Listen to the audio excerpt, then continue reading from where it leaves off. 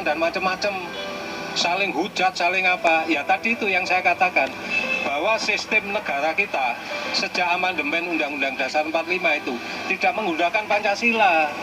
Pancasila itu bukan banyak-banyakan suara, bukan kuat-kuatan, bukan pertarungan, tapi musyawarah mufakat. Ini hilang gitu loh. Maka kalau ada pilkada dan macam-macam ini sebetulnya bertentangan dengan Pancasila. Harus kembali lagi ke MPR seperti Pak Harto itu. Iya, itu Pancasila ya. Bukan zaman Pak Harto, zaman dulu ya memang harusnya ada lembaga syarat gini ya. Syarat negara berdasarkan Pancasila itu minimal ada 3 dirinya. Satu, dia mempunyai lembaga tertinggi yang disebut MPR. Yang kedua, mempunyai politik rakyat yang disebut GBHN. Jadi ada GBHN.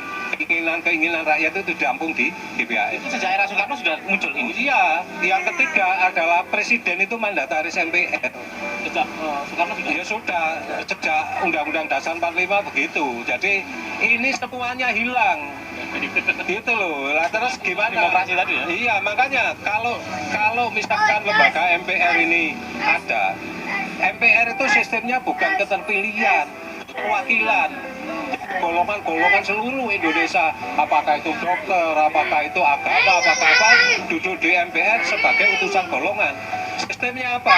Keterwakilan, mewakili Bhinneka Tunggal Ika, kan begitu. Ngutus ini, ngutus ini, ngutus ini. Iya, jadi itu keterwakilan. Tetapi kalau kita melihat hari ini tidak terjadi. Sebetulnya kalau MPR itu terdiri dari wakil-wakil itu, nggak ada demo-demo itu. Muaranya akan ke MPR karena dia mempunyai wakil di sini. Karena akhirnya muaranya politik akhirnya. Iya, di sini kan sekarang nggak ada wakilnya, maka demo-demo. Siapa yang modalnya kuat, siapa yang suaranya terbanyak. Jadi nggak ada musyawarah untuk mencapai mufakat. Oke. Ya ini kenapa sekarang ini kondisinya seperti ini. Ya, kita harus benar-benar bagaimana bisa mengembalikan situasi seperti dulu itu. Nih, silakan. Ada lagi yang ditambahkan.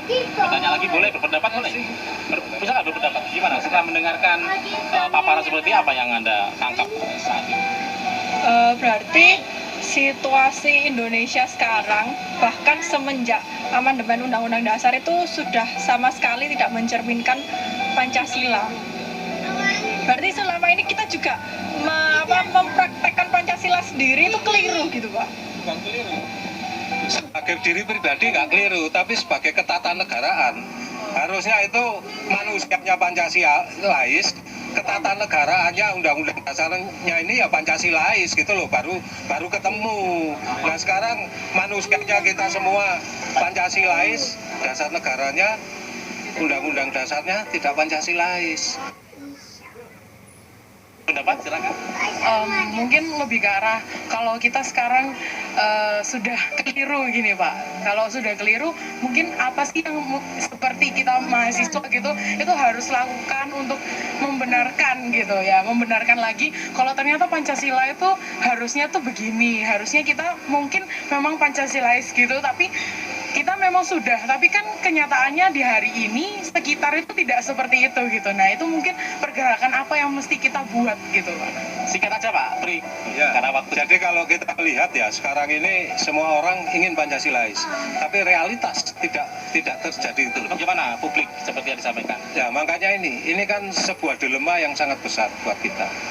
Maka itu saya berharap adik-adik muda-muda, karena adik-adik ini pemimpin masa depan, pelajarilah Pancasila itu dengan sejarahnya, dengan filosofinya, dengan semuanya, sehingga mengerti betul apa Pancasila itu gitu loh.